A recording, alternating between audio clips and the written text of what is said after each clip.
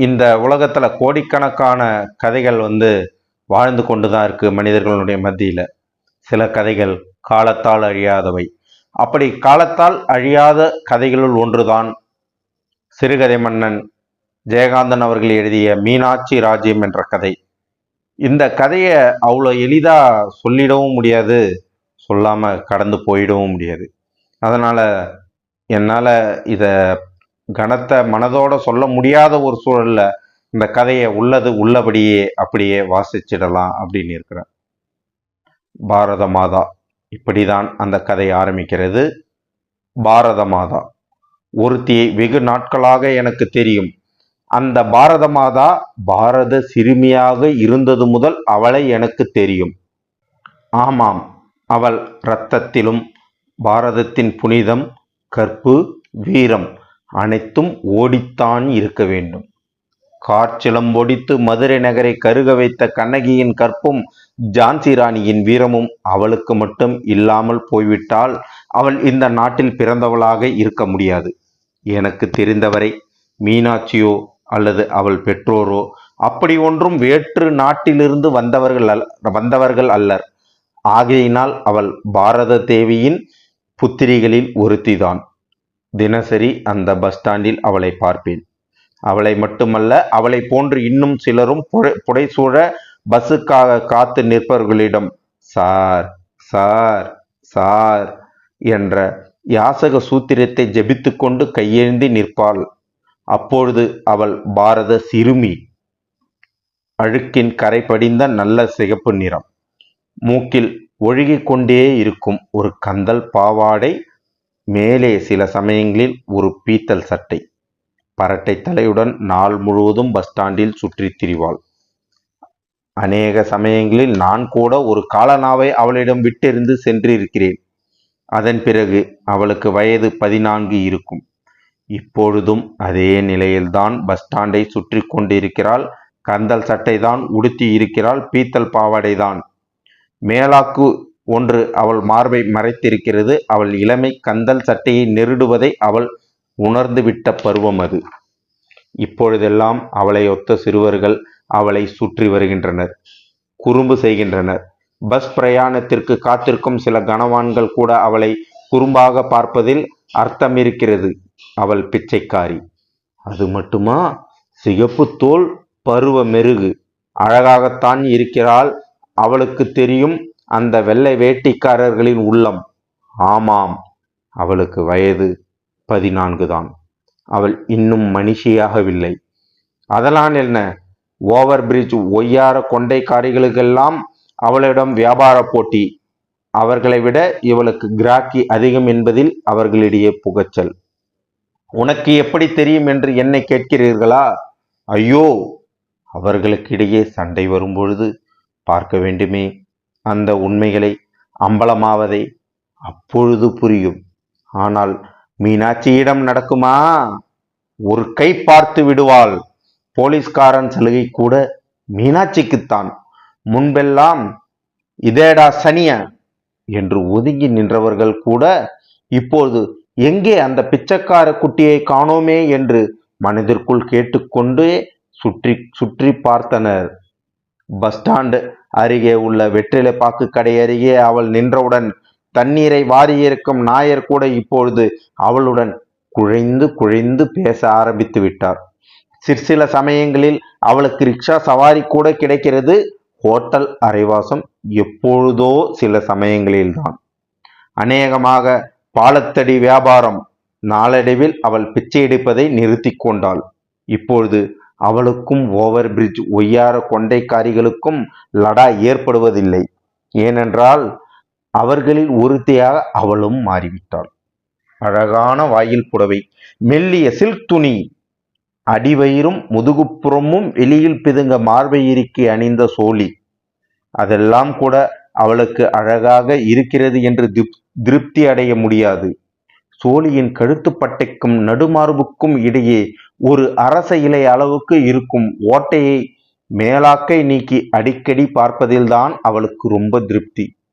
அவளுக்கு இப்பொழுது வயது 18. அவள் கையிலே அன்றாட அபரிமித செலவுக்கு தேவையான காசு கிடைத்தது. சமயங்களில் அவள் அதிக பிகு செய்வதும் உண்டு. அக்கா தங்கச்சி என்று உறவுமுறை கொண்டாடி வந்த ரிக்ஷாக்காரர்களுக்கு அவள் மிகவும் உதவியாக இருந்தாள். அவர்களும் அவளுக்கு உதவினர். அந்த பேரழகிக்காக டீ கடை நாயருக்கும் பீட் நிற்கும் போலீஸ்காரர் மன்னாருக்கும் ஒரு தடவை பெரிய சண்டையே வந்துவிட்டது. டீ கடை நாயர் கோர்ட்டுக்கு சென்று 10 ரூபாய் அபராதம் கட்டி வந்தார். நாயருக்கு எதிராக மீனாட்சி சாட்சி சொன்னாள் என்றாலும் நாயருக்கு அவள் மீது கோபம் இல்லை என்பது அன்று இரவே மீனாட்சிக்கு விளங்கிவிட்டது. ஒரு நாள் ஏதோ அவசர வேலையாக எழும்பூர் ரயில்வே ஸ்டேஷன் பக்கம் போனேன். ஏனப்பா ஏனப்பா, யாரோ ஒரு பெண் குரல் என்னை அழைத்தது.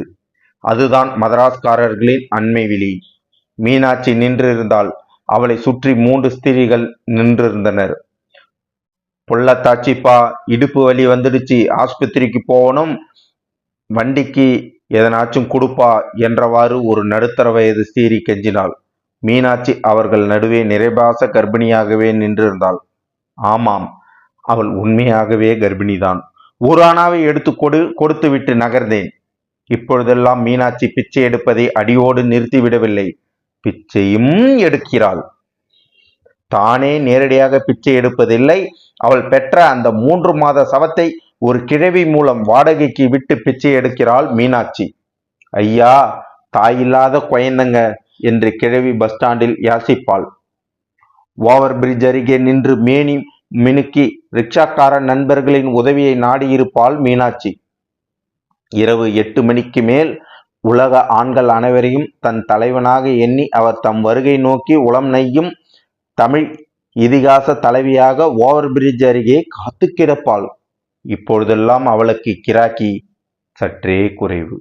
ஆனால் சில நாட்களில் கிராக்கி முன்பு போலவே இருக்கும் என்றாலும் இப்பொழுது அவளால் பிகு பண்ண முடிவதில்லை. டீக்கடை நாயர் அவளை திரும்பி கூட பார்ப்பதில்லை. திடீரென்று ஒரு நாள் அவள் குழந்தை செத்துவிட்டது. அடடே, மீனாட்சி கூட அழுதாள். அதன் மூலம் அவளுக்கு தினம் 4 சமயத்தில் 6 கூட வரும்படி வந்ததே. என்னதான் இருந்தாலும் அதற்கு வயத்திலே கொஞ்சம் பசை இருந்தால்தானே பிச்சை எடுக்கும் இடத்திலே சினிங்கியாவது அழ முடியும். காலையில் குழந்தைக்கு உடம்பு அனலாக குதித்தது. மதியானமெல்லாம் வீர் வீர் என்று கத்தியது. அந்த சமயத்தில் வருமானம் 8 வரை எட்டிவிட்டது. மாலையில் அழுகை நின்றது, ஜுரம் குறைந்தது. பிறகு நெஞ்சு கூட்டுக்கும் மேல் வயிற்றுக்கும் இடையே குடுக் குடுக்கென்று குதித்து கொண்டிருந்த ஆவி ஓடிவிட்டது. மீனாட்சி அழுதாள். மறுநாள் காலை பிளாட்பாரத்தின் ஓரத்தில் மஞ்சள் துணியில் சுற்றி வைக்கப்பட்ட அந்த எலும்பு கூட்டினருகே ஒரு புதிய மண் சட்டி. சார், தர்மசாவு சார், தர்மசாவு சார் என்று போவோர் வருவோரிடம் ஓடி ஓடி அவர்கள் திருஷ்டியை அந்த சவத்தின் பால் திருப்பி காலனாவை கறக்கும் ரிக்ஷாக்காரன் பிச்சைக்காரர்கள் சுவரருகே முகத்தை முந்தானையால் மூடிக்கொண்டு மீனாட்சி உட்கார்ந்திருக்கிறாள். போவோர் வருவோர் அனைவரும் நமக்கென்ன என்று போகிறார்கள். அன்று அவள் பாலத்தடியில் சிங்காரித்து கொண்டு நின்றிருந்த போது அவர்களால் நமக்கென்ன என்று போக முடியவில்லை. அவர்களுக்கு தெரியுமா, வயது வந்த ஆண்கள் ஒவ்வொருவருக்கும் அச்சவத்திற்கு தகப்பன் என்கிற விஷயம். எவனாவது ஒருவனுக்கு பிறந்ததுதானே அதுவும். புத்திர பாசத்தால் அழுகும் ஒருவனை கூட காணோமே. சி, என்ன மனிதர்கள்! மான வெட்கமில்லாமல் டீக்கடை நாயர் அட்டகாசமாக சிரித்துக்கொண்டு யாரிடனோ பேசுகிறான். தன் மனைவிக்கு எப்படி பிறந்தாலும் தன் குழந்தை என்று நினைக்கும் பரமாத்மாக்களாகவும் வேறு எங்காவது பிறந்தால் தன்னுடையதே என்றாலும் எவனுடையதோ என்று எண்ணிக்கொள்ளும் அளவுக்கு ஆண்கள் சுயநலமற்றவர்களாகவும் மாறிவிட்ட பிறகு பெண்களுக்கு வேறென்ன வேண்டும்? மீனாட்சி மீண்டும் கர்ப்பிணியானாள். கர்ப்பிணியாக சம்பாதித்தாள். குழந்தையை வாடகைக்கு விட்டு சம்பாதித்தாள். குழந்தையின் சவத்தை காட்டி சம்பாதித்தாள். அது அவளுக்கு ஒரு விளையாட்டாக ரொம்ப சாதாரணமாக ஆகிவிட்டது. அவள் குழந்தை இருந்தாலும் ஏதோ சில காசுகள், அவள் குழந்தை இறந்தாலும் ஏதோ சில காசுகள். அடிக்கடி அவளுக்கு குழந்தை தேவையாக இருந்தது. அதற்கென்ன பஞ்சமா? சமுதாயம் அவள் குறைபடாத அளவுக்கு சந்தான பாக்கிய அளித்தது. ஆனால் ஒரே சமயத்தில் அவளிடம் 2 குழந்தைகள் இருந்ததே இல்லை. அவளும் 8 குழந்தைகளை பெற்று சம்பாதித்து புதைத்து விட்டாள். அதோ பாருங்கள், கையில் ஒரு பச்சிளம் சிசுவை ஏந்தி கொண்டு, ஐயா, தாயில்லாத குழந்தைங்க என்ற யாசக வாசகத்துடன் போவர் வருவோரை கெஞ்சுகிறாள் மீனாட்சி. இப்பொழுது அவளுக்கு வயது 40க்கும் மேலாகிறது. கிழவியாகிவிட்டாள். இப்பொழுதும் கூட சில சமயங்களில் அவள் அழகாக சிங்காரித்துக் கொள்கிறாள். கிழவி என்பதற்காக அவ்வளவு லகுவில் ஒரு பெண்ணை விட்டு விடுவார்களா என்ன? இருந்தாலும் வேறு மீனாட்சிகள் இல்லாத பொழுதுதான் இவள் ஜம்பம் சாயும். மீனாட்சிகளுக்கு வயது வித்தியாசம் கிடையாது.